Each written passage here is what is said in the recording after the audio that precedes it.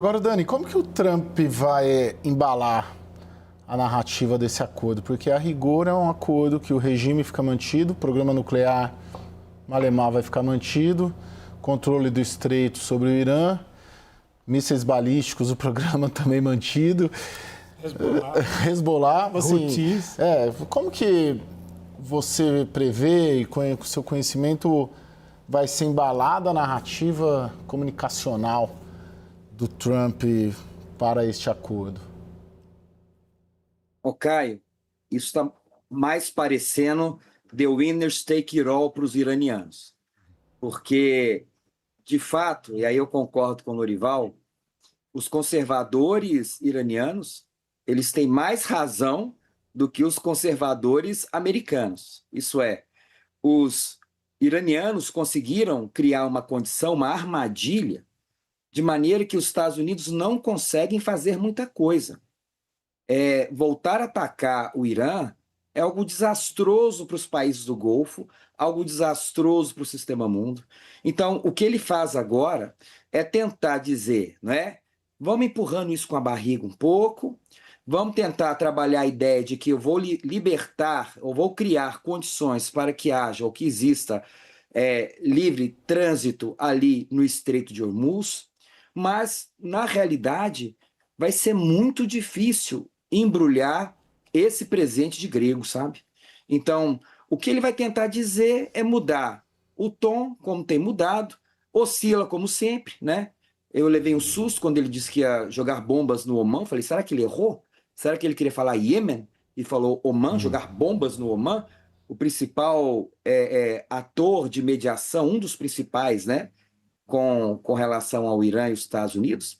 Então eu vejo que ele tem uma dificuldade enorme. O que ele vai fazer é aos poucos parar de falar do programa de mísseis balísticos, que é algo impressionante, parar de falar em proxies, como o Lorival disse, falar de uma maneira diferente sobre o programa nuclear, e ele já disse isso abertamente. Então eu acho que aos poucos ele vai tentar naturalizar essas questões, e eu acho que ele vai tentar ganhar força ao dizer que o Irã nunca mais terá armas nucleares, vou conseguir um tempo de pedágio maior do que o Obama vai conseguir, ou conseguiu lá atrás, não vou deixar cobrar nenhuma taxa para passar aqui e ganhar tempo até aparecer um outro problema, que pode ser, inclusive, o problema cubano, né? Talvez criar uma outra cena, uma outra questão, para tentar compensar nesse jogo de múltiplas arenas o desastre que foi para a diplomacia e para a ação militar americana e israelense contra o Irã nesses últimos meses. Voltando para você, Feliciano, eu tenho mais um pouquinho de tempo ainda. Quando a gente considera o que Trump até aqui anuncia que vai se realizar e não se realiza, a opção que ele poderia ter usado e até aqui não usou, estaria descartada, que é a militar? Olha, eu acho que eu acho que não mais. Os americanos vão tentar. Eles continuam fazendo os ataques, né? Mas nada da mesma envergadura que foi nos meses passados. Eu acho que os iranianos estão jogando com o tempo. Inclusive a própria o anúncio de que eles se retirariam da negociação por conta dos ataques ao Hezbollah faz parte da estratégia iraniana de postergar a negociação ao máximo possível, contando com a impaciência do Trump, com as eleições americanas de meio termo que vão chegar e com o custo da guerra para o Trump nos Estados Unidos, domesticamente, o que enfraquece a posição americana. Alguns pontos que eu acho que já são consolidados na negociação.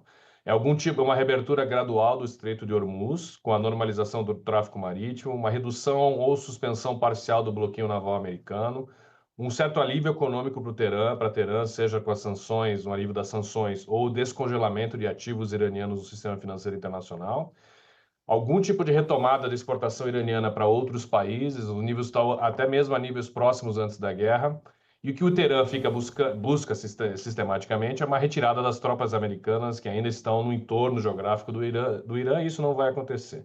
Os americanos continuam pressionando a questão da nuclear, né?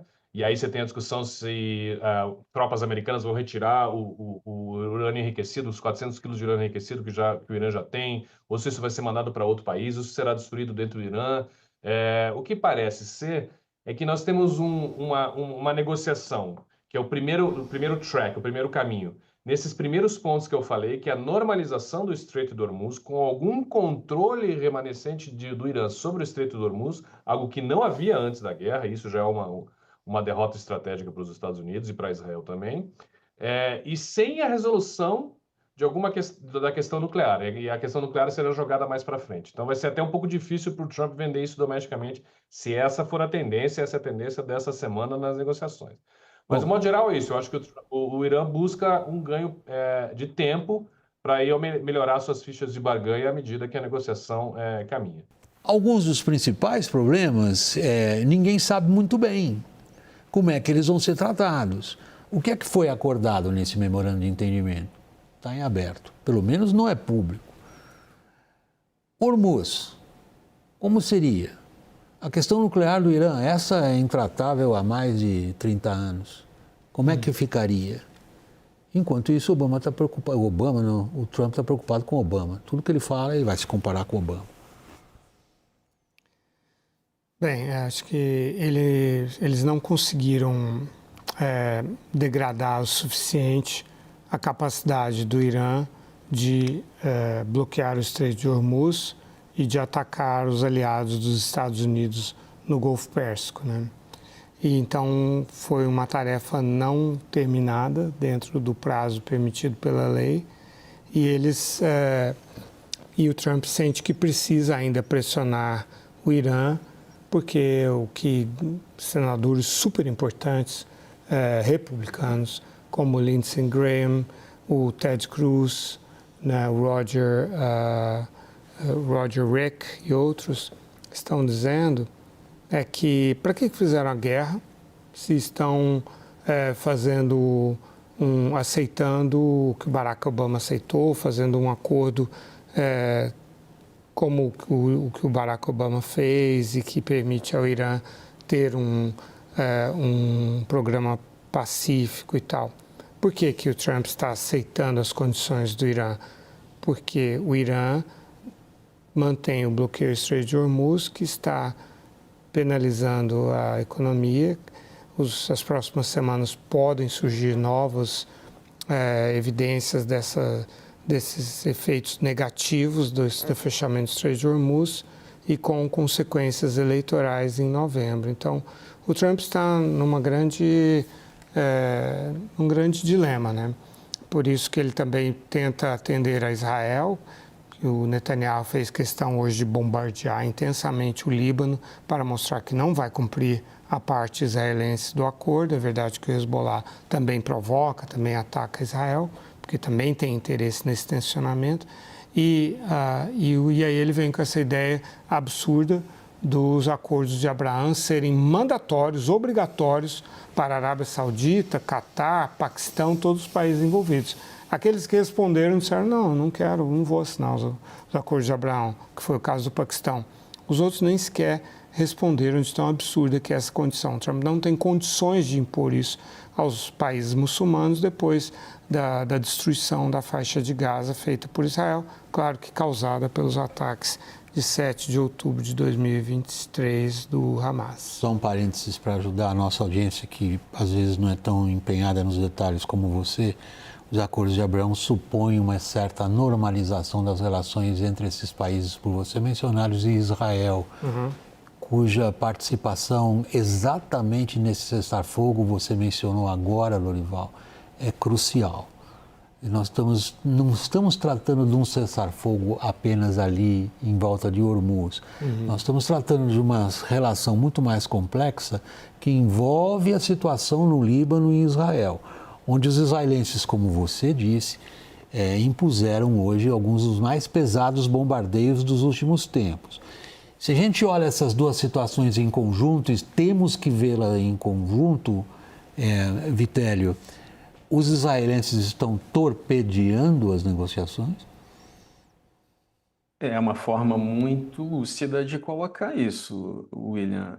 Na verdade, não é de agora que isso começou. O Netanyahu, quando foi afirmado o primeiro cessar-fogo lá em 8 de abril, ele se negou a cumprir aqueles termos. O Paquistão tinha divulgado os termos e o cessar-fogo incluía, sim, Israel e o Líbano. Agora, veja só. A questão do Hezbollah é muito difícil de se resolver. O Hezbollah nunca cumpriu as resoluções da ONU que limitavam a sua presença para baixo do rio Litani, que fica ali 24 quilômetros ao norte de Israel. O Hezbollah nunca cumpriu isso e o Líbano não consegue conter o Hezbollah. Nós chegamos a comentar isso aqui, que seria muito difícil fazer um cessar-fogo entre Israel e o Líbano não negociando com o Hezbollah. De fato, tem sido difícil e não parece avançar. Tem uma observação sobre essa questão dos acordos de Abraão, que vai ser muito difícil de que outros países façam parte disso, como o Lorival falou há pouco.